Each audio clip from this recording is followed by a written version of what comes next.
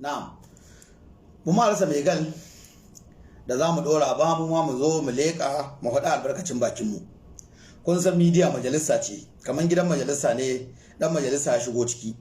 Guri ne wanda Allah Ubangiji ya bai masu karamin karfi inda za su fito su aika sako ga masoyansu kuma su fallasa wani abu na makiya Allah wanda suke sha ko ina da ko ina. Ko a zaliman shugabanni, wato a nan media ake haduwa a ce kanji. Shi kuma zalimi bai so a fallasa aikin da yake na mugun aiki. Hausa ne. To amma mu a wurin mu ku daina zungurar mu da magana Nijar, Najeriya ko Ghana ko ta Mali ko to a'a. Mu generally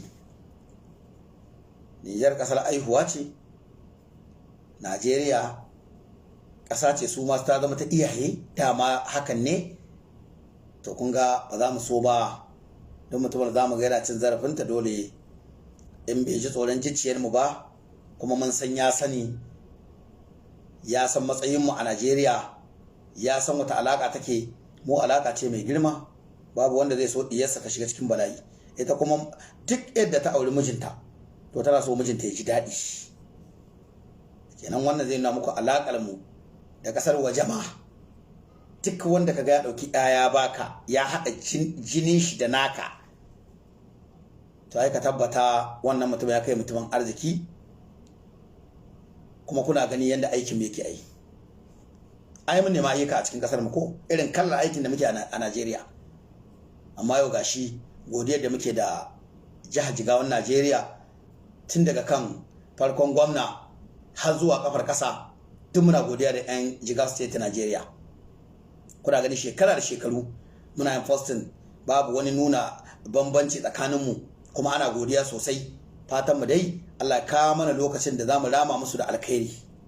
Sun rike mu bayan ayyuka da suka bamu, sun dauki 'ya'ya sun aura mana, yau alheri ya shige mu. Hal asalin Jigawar ma ita ce jihar Kano. Mun shiga mu ne iyali haccan, kuma ta dalilin Jigawar din ne. Kuma mu ba abin da zamu ce illa mu yi wa Allah godiya, mu gode musu. Kuma alhamdulillah an tara zuriya, an ajiye iyali, alhamdulillah. Duk abin da kadara da a yau ka tara, in an tambaye ka wannan kasar ta mutane wanda a yau wasu ke fada, duk da mu alhamdulillah yau mun zamanto 'yan Najeriya, kuma Nijar ɗin ma baka iya hudda mu, domin inda muka fito ba inda zaka zo ka karbe mana da solalite bane. In ma ka karbe gidanmu ne sai mu je mu shiga. Babu yadda zaka yi. To mu ba 'yan kasuwa bane wanda za ka karbe mana takardu ya kasance an karbe takardu, magana ta riga ta kare. Dukkan wannan abubuwa muna duka ne kowane bangare. Ƙasa sai an yi haƙuri. Wani ya yi laifin da za ka iya mashi hukunci, sai ka mashi haƙuri, ka mashi ahuwa, kai ma Allah sai ya ma ahuwa. Amma irin ci gaba da irin wasu abubuwan da za ka ga kowane bangare ana yi, ba halin wannan ƙasar ba ne. An san mu da iyauci, an san mu da halacci, an san mu da haƙuri, an san mu da san ƙasa, an san mu da girmama magabata duka. Yau duka ne nake yi, wanda su waɗanda suka yi dama a nan, ai ba na zawa in yi ta bayyana lahu, in bayyana suwa nake duka. Amma kai da nake dukanka mangara kenan ko ka san su sun san da wa nake mangara. To alhamdulillah muna nan. Gobe ne za mu kare zaman jana'iza da zaman ta'aziyya ga juna. Gobe za mu kare adadin kwana 3 da ba muka bada a dukkanin majamu'o'i gurub namu. Kowa ya zauna nuna alhininsa da addu'o'i da aka fidda za a wawa innan mamata. Kuma ba wai an kare haka nan bane, a'a. In an kare ma kwana 3 an koma harkokin duniya, to kuma a ci gaba da addu'a. Wannan fitintunu na Afirka ma gaba ɗaya da duniya, Allah ka mana ƙarshe. Dan haka ce kasar ka ce kadai ta zauna lafiya, kasar Afirka ba lafiya, to ina zaka je kai harkar kasuwanci. Amma haka ce kasar Afirka gaba ɗaya ana zauna lafiya, duniya duka ana zauna lafiya, to Allah in ya kawo mana salama, sai kaga kowa ya samu walwala da jin daɗi. Wanda yake dan uwa ƙasa kaza sai kada ya tafi, wanda yake harkar kasuwanci ƙasa da ƙasa sai kada ya tafi. In babu lafiya kasar ku ce kadai, ina zaka je ka sayo kayan? In ku ka samu ka sayo kayan ma ba za a sami yanda ake so ba. To wannan shine sabon na ce in zo in yi gajerun bidiyuka aika sako ga waɗanda suke fahimtar mu, ga waɗanda kuma suke son mu, domin dama shi sako za ka aika ga masoyinka ne. Shi maki zai kalla a dole ne, wani ya gani ma zai share ya wuce ne kawai, ya ce mutanen banza, mutumin banza saboda ba ka bashi ba, to ba laifi yayi ba, bai fahimce ka bane. Wannan baya damun mu, shi yasa ko ga rayuwa mu abin duniya bai damun mu, ko zagin mu kai sai mutum tsire da dariya mu ce wanda bai fahimce mu bane, domin dama wanda yake son in ya ganka ce kai gawa na ba, Allah ta lai gawa ne ka gani gawa da nan wane ne, sai a danna a tsaya a saurara, sai amma addu'a ba fatan alkhairi, a ce wannan yaro Allah kiyaye shi, haka muke so. To amma makiyin mu da an ga bidiyon ka wani ya ce kai wani ga mutumin ka wane ne, wani kai ba mutumin banza ne da ka kawo muni. Duniya 100% ba zai yi ba a ce ka samu 100% gaba ɗaya, a'a dole ka samu makiya, ma'ana waɗanda ba su fahimce ka ba, saboda shi maki ba ka iya gane shi.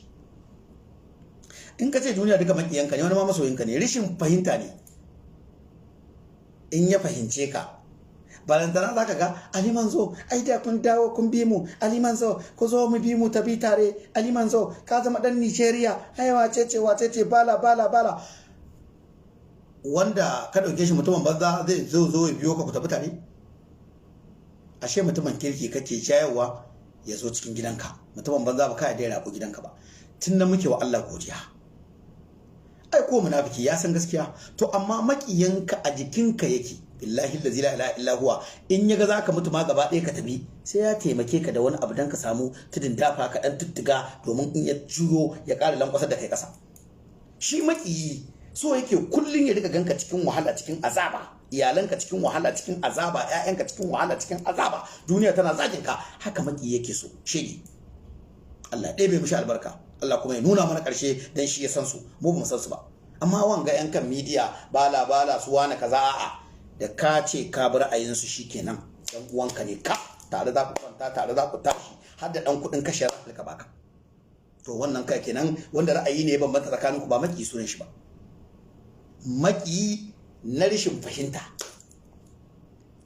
Amma maki wallahi yana nan karkashin kaman abin da na faɗa, billahi lazi miki shi ke aikata, domin sai ya soku cikin jikinka,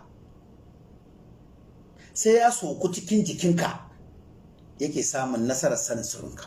Shi yasa ma Allah subhanahu wataala ya hana mu da mu kai kuka duk wani gurin kaskantacci. In za mu kai kuka mu kai wurin Allah, shine bai gajiya, kofar Allah buɗe take kullun, ka ci gaba da kwankwasawa. Carbin mu a hannunmu da wasu su carbi bid'a ne, to mu a wurin mu carbin mu ba bid'a bane, ba wai mu rike carbi bane dan shi yake yi mana addu'a, mu rike carbi ne dan adadin da aka bamu. In kana genda iya inda ka kai adadin, in ka farka sai ka sake daura arwala, ka san inda ka tsaya. Mu dai a mun hulun mu, kada ka zarge mu, kayan ka dauki carbi bid'a ne, to mu kuma sai muka dauki carbi abin lissafawa ne. Yakwa kuma yanda ake mana sharri wai haka muke, haka a'a wasu suna yi, amma kuma baka san irin gaugawar bakin su ba dai sun yi niyya ba, sun zauna, ai Allah ya isa musu. To za mu zauna bisa kan abin nan ɗinmu, mun barin mu dan oma albarkacin bakin mu dan taɓo masoyan mu irin su Idrisa, Allah saka musu da alkhairi, su gan mu su ji daɗi, mu gan su mu ji daɗi, mu gana ga juna. Kai kuma makiyi ba ta taka muke ba, tunda dama ba san ka ba mu san ka ba. Kaman wallahi yanda muka faɗa, makiyi yana ƙarƙashin ka, yana jikinka, wallahi tallahi haka ne. To na gode yan uwa, zan koma bangaren TikTok, can ne za mu je mu tarra wa'inda fahimta ta bambanta, a can za a je a yi karau da zan dan dora live din ne dai kaɗan, mu dan gana, mu dan gaggaisa da jama'a, ba zan ma ɗauko kowa ba, za mu dan tsoma albarkacin bakin mu ne, mu dan cewa a gan mu dai ga mu nan. A riƙi gaskiya, a riƙi amana, ku zamanto mutane masu iyauci, masu halacci, masu tsoron Allah. Amma mu a wurinmu Najeriya uwa ce, mu a wurinmu Jigawa kaka ce a wurinmu. Najeriya uwa ce ba da mama. Jigawa state Najeriya kaka ce mai tarere jikanta. In ka gan mu mulmulmul Allah ne Jigawa ce. In ka gan mu tas Allah ne Jigawa ce. Kun ga kwa ko dan mu dai in dai kana da kishi ƙasa ta ɗauki naka ɗaya kai kuma taka ƙasar bata ɗau nasu ko da ɗaya ba wanda shi ma zai rika alfahari. Ai har yanzu a gaban ku ake, ai an katsama muku ƙwallon a raga ko ba haka ba. To mu mun gode, muna da ƙasashe nan ma Saudiya muna nan muna ɗan sa musu albarka, ko da za su gan mu a ce aliman zuwa shayaka zo a narka maka tabi'iya Idrisa kai ma ka tattare naka ya naka kabar Cote d'Ivoire, amma ba zan so kabar Cote d'Ivoire ba, zan so Alasan Ouattara ya gane da kai ma ka zama cikakken dan Cote d'Ivoire. Tun mu watsu dai inda muke din nan a tura ma visa ka zo ziyara Saudiya, mu zo mu sada zumunci mu dauko umara in haji ce ka zo a shawar shagare walle. Tun masoyan mu inda suke abin da muke musu fata kenan, amma makiyan mu muna fata yanda kuke so a yi mana kwance creek, to muna fata mota kamar irin trailer da lodi dan karamin kirin kasa mata kaga za ta murkushe shi, haka muke fatan Allah ya murkushe mana makiyan mu. Ma waɗanda kiyayya ce ta rashin fahimta, to Allah ya fahimtar da mu gane wa juna. Amma mu Najeriya ba ta zaguwa a wurin mu. In ka san kishi na dan uwanka sai ko kawa Najeriya godiya. Alhamdulillah muna da daraja, muna da mutunci, muna da matsayi, ana girmama mamala. Kenan mu Allah godiya. Dole mu girmama ƴaƴansu da Allah haɗa mu da su wajen auratayya, dole mu daraja su, dole mu yi haƙuri da su. Barantana ɗan dagwai inda muka samu ga su nan kala Allah ya babu mu Allah godiya. Can gidan ma kuma alhamdulillah hallo ba a bar mu. Ga karancin shekaru, ga yawan iyali, ai wannan ma baiwa ce, sai godiya. Wani ga kuɗin ga harka ga mulki amma ɗaya Allah hana masa. Wani ga kuɗin ga harka ga komai, macen mata kasa zama, in ma ya auren matan ba su iya zama. Allah bai ga dama ya ji daɗi ba. Ga mali dukiya, bane na daɗi Allah gidan wannan duniya, amma kuma Allah ya ki mu, kuma Allah sai ba mu lafiya, ya ba mu iyalai. Muna fata Allah hore mana abin da za mu ɗauki nauyinsu, mu ciyar su, mu shayar su, matan mu duk abin da suka ce suna bukata kawai mu rigingine kullum mu zaro mu ce gashi, kada mu ce musu babu. Fatar da muke kullum, domin a wannan duniya babu wani abin da muka zo illa bautar ubangiji. Ba wai ba ma yin kuskure ba, a'a yawa mu ɗan adam ne, muna iya daidai muna iya rashin daidai,